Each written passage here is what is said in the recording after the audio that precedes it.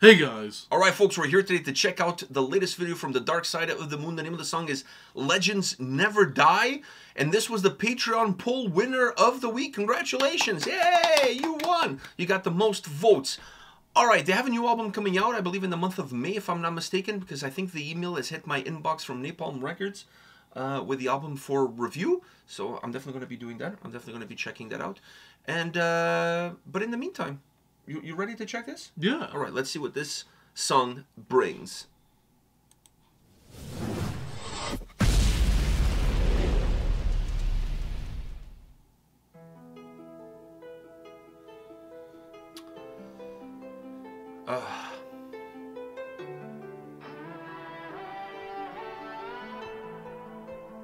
Legends never die when the world is calling you. Can you hear them screaming out your name? Legends never die, they become a part of you. Every time you bleed for reaching greatness, relentless you survive. They never lose hope when everything's cold and the fighting's near. It's deep in their bones, they're running to smoke when the fire is fierce. Oh, pick yourself out, 'cause legends never die. When the world is calling you, can you hear them screaming out your name? Legends never die, they become a part of you. Every time you leave for reaching greatness, legends never die.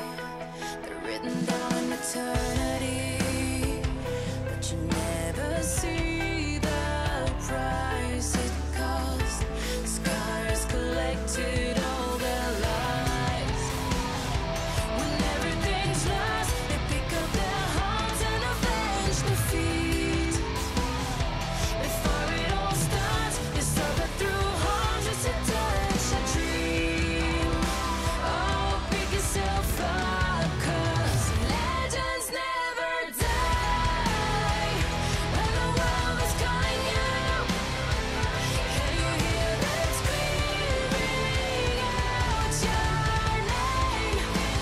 Legends never die, they become a part of you.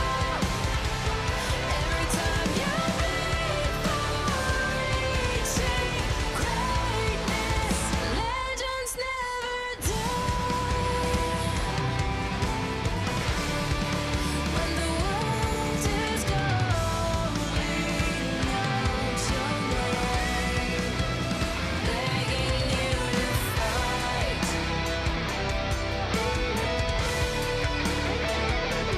Pick yourself up once more, pick yourself up, 'cause legends never die. When the world is calling you, can you hear them screaming out your name? Legends never die, they become a part of you. Every time you bleed for reaching greatness, legends never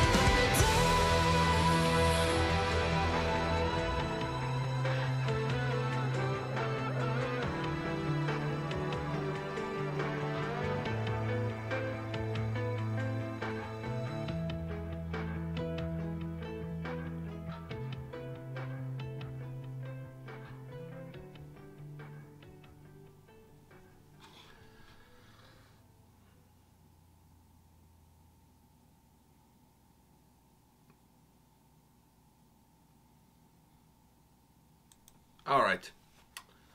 What do you think? I mean, the song is so catchy, and that chorus just never gets old, especially with her voice. I thought the song was... It had that poppy feeling at the start, and then just became this big song, with still that catchy poppy. The song is like it's like the love child of Amaranth and Within Temptation. Yeah. That's kind of how I took it. Yeah. And I don't mean that with no disrespect. No, I mean all this is a respect. huge. To me, I say this as a compliment. Yeah. Just But beautiful song. Beautiful song. Her voice is absolutely beautiful. And I think it works so well with this song being such a big song, not that heavy. You know, having that bite, but that bite is not too much. no, it's just a little bit on the guitar, but not too much. I think it's a perfect amount of spice. And the song for me is just... The song for me is a perfect earworm song. To get stuck in your head, you'll be singing it all night. Perfectly performed. Perfectly performed. I mean, there's no room for fault here. Like, there's literally no room for error. Especially with the team they got. No room for error there. And I really enjoyed it.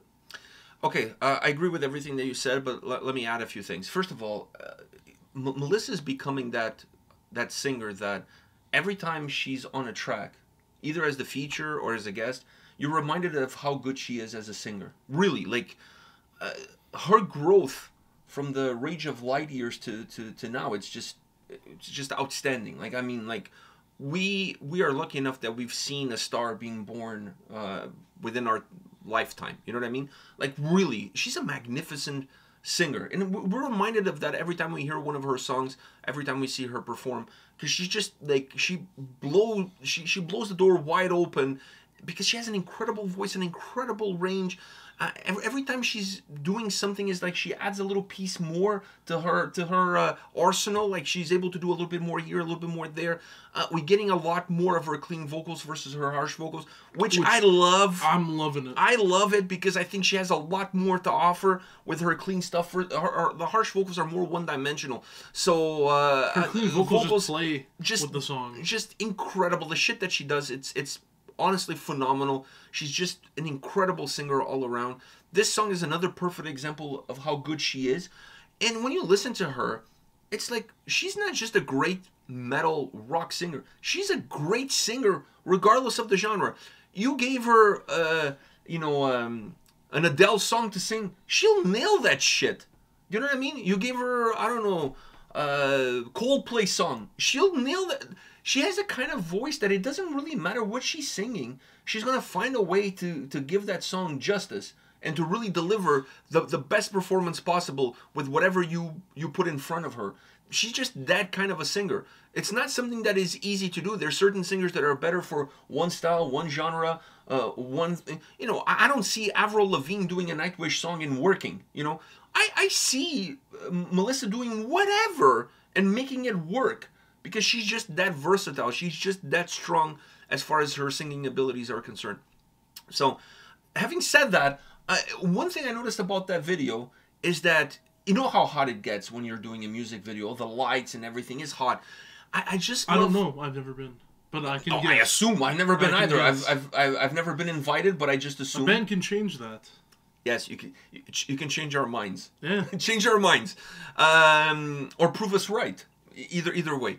But during this video, I realized that during the recording of this video, it must have been really hot there. Because when she was dancing, she threw a little bit of the, let me check my armpits and see if they smell, kind of dancing routines. Like, you know, when she did that, going like this, very casually, but it's like, you know, is my deodorant still working after like 20 hours of shooting this fucking music video? I noticed a little bit, but totally cool how she did it. Very cool, very subtle, and perfectly executed. I just gotta say that. I noticed because I do that quite often when I go somewhere and I feel like I'm extra sweating a little bit. I have hyperhidrosis, so I'm always very conscious about that. And I do wear deodorant. I'm not like one of those guys that goes all natural. That's not me. If I went all natural, there would be nobody around me. So I don't rock that. I never did, never will. So I totally feel her, because I've done the same kind of thing, specifically on the subway when you're holding up top and you see that the people are coming in because it's rush hour.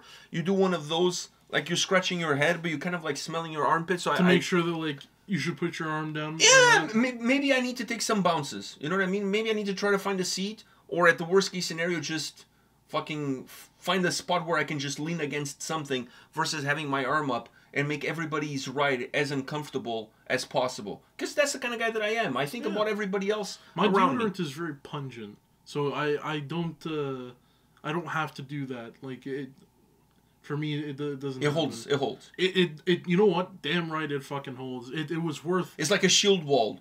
It's like a shield wall. Yeah. Your deodorant is like a shield It's like wall. $16 for one stick, like one stick of deodorant. It's like the London. Everybody's the London Bridge, and your deodorant is that Viking shield wall. Exactly. Yeah. I've never had a. Hold! I've never had a seep. Never had a seep. Hold. All right. All the particles. Oh. Fuck, that would be a great brand for the underarm deodorant. Shield wall. Shield wall. You know, you don't want to smell like a Viking. Raise your shield wall. Fuck, man. Like, I should work in marketing. I should be in marketing. And then the what's it called? The commercial. Gillette's shield wall.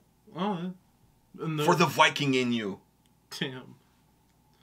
Shield wall. And then they're all putting their shield wall on. Yeah. Instead of actually making the shield wall. Yeah, because the Gillette logo kind of has a shield behind it anyway, so fuck. Like, seriously, I should work in fucking marketing. I'm a marketing You genius, don't need people. a marketing degree to know how to market. No, you just need me. Bud Light showed that.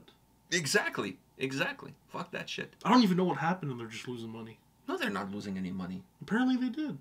No, I don't think so. I don't even drink beer. I don't give two shits. I just heard they're losing money. I don't know what it's And about. I don't drink beer, but when I did, I drink Miller. Bud Light was never my choice. That's like frat party beer. Is Miller made by the same people though?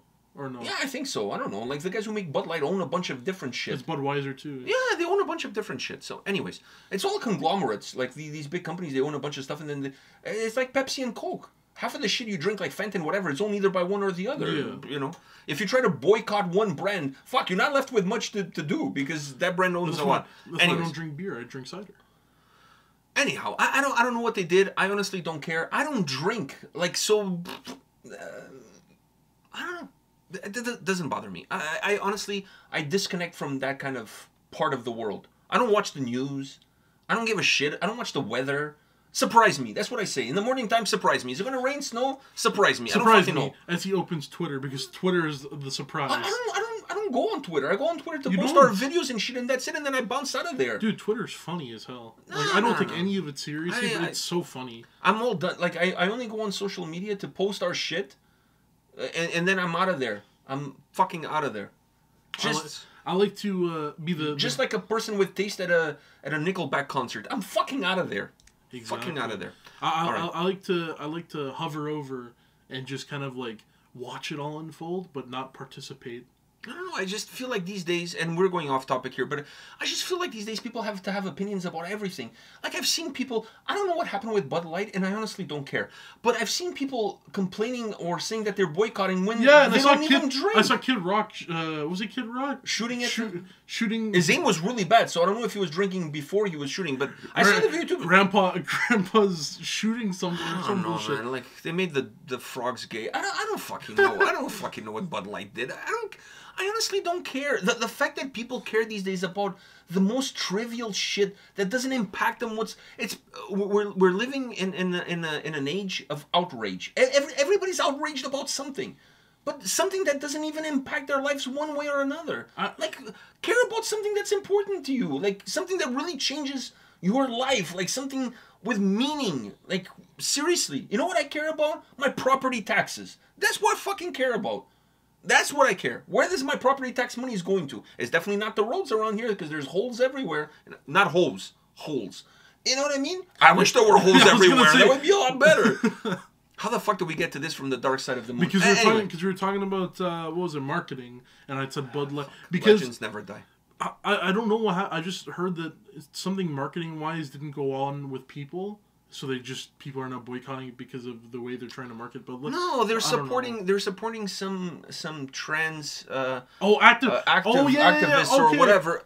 It's their prerogative. They can support whoever they want. Like, and you don't like it, don't fucking buy it. I mean, life is so simple. Why do we have to overcomplicate? What I will say about that is people getting mad about it is stupid, but the whole marketing behind it was not a good idea because you know your audience, right? So you kind of know that this was gonna happen. But whatever. I mean, at the end of the day, they're free to do. They're As free you're to do free what- not to buy their. they're free Why to the do- fuck are we even talking I don't know. about this? You're free. Listen, you're free to do whatever you want, and I don't support people like boycotting because it makes no sense, right? But when you're marketing something, you should also keep your audience in mind. And if your audience are people who don't agree with stuff, you have to accept that. Hey, if I go with this, this is gonna happen. I don't think anybody's But losing I any think money. it's still brave to go with it. Dude, it's like the people who burned the LeBron jerseys when he went to Miami. Whatever, you already spent the money on the fucking jersey. Burning it now, what does that achieve? The real question is how will this single fare on LeBron James' legacy? What? This song? Yeah, how will it fare on his legacy? Legends never die. The fucking guy is a legend. You can say whatever you want. I mean, now we can have the argument, is he better than Michael Jordan? To me, Michael Jordan is still Michael Jordan at the end of the day. You know what I mean? Jordan is Jordan. You know?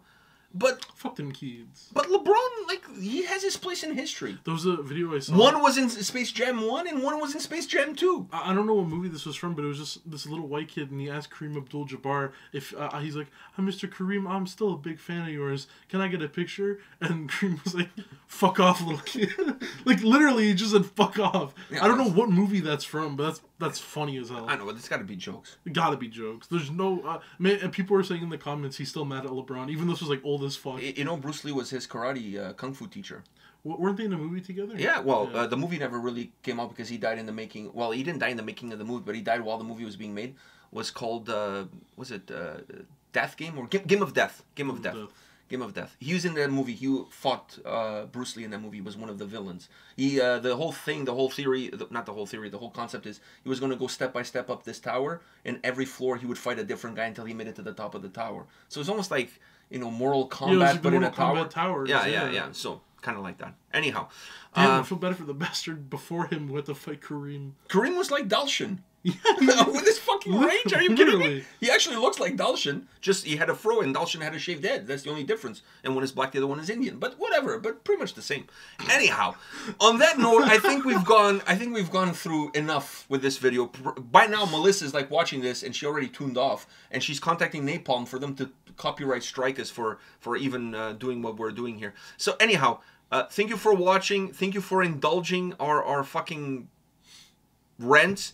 And we'll see you all at the next one. See ya.